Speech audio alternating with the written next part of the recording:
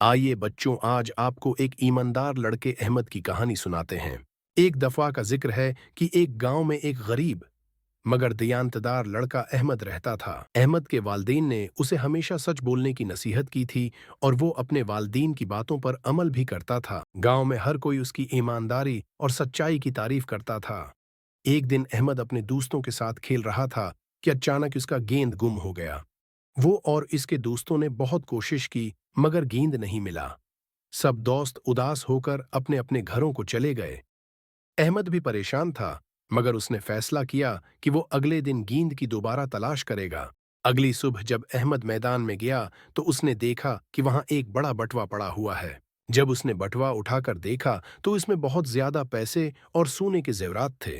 अहमद हैरान हुआ और फौरन सोचने लगा कि इस बटवे का मालिक कौन हो सकता है। वो जानता था कि ये बटवा किसी अमीर आदमी का होगा और शायद वो उसे बहुत तलाश कर रहा होगा। अहमद बटुआ लेकर सीधा गांव के बुजुर्गों के पास गया और उन्हें बटुआ दिखाकर बताया कि उसे ये कहाँ से मिला है। गांव के बुजुर्गों ने उसकी ईमानदारी की बहुत तारीफ की और कहा कि वो बटुए के मालिक को तलाश करेंगे। गांव में ऐलान किया गया कि जिसका बटुआ गुम हुआ हो वो आकर शनाख्त करे। कुछ ही देर में एक अमीर आदमी आया और बटुआ देखकर फौरन पहचान गया कि ये इसका ही है। उसने बुजुर्गों को बताया कि उसके बटुए में कितने पैसे और ज़ेवरात थे और जब उसकी तस्दीक हो गई तो बटुआ उसे वापस कर दिया गया। वो अमीर आदमी बहुत खुश हुआ और अहमद को इनाम में कुछ पैसे देने लगा। अहमद ने मुस्कुराकर कहा, मुझे आपके इनाम की ज़रूरत नहीं।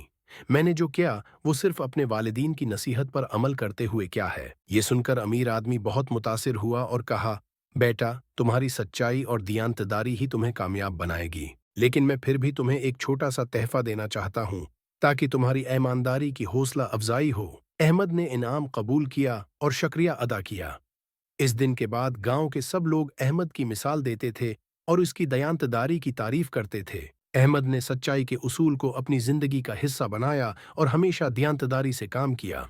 नतीजा, इस कहानी से हमें ये सबक मिलता है कि सच बोलना और ईमानदारी से काम लेना हमेशा हमें इज्जत और कामयाबी देता है, चाहे हमारी हालत कैसी भी हो।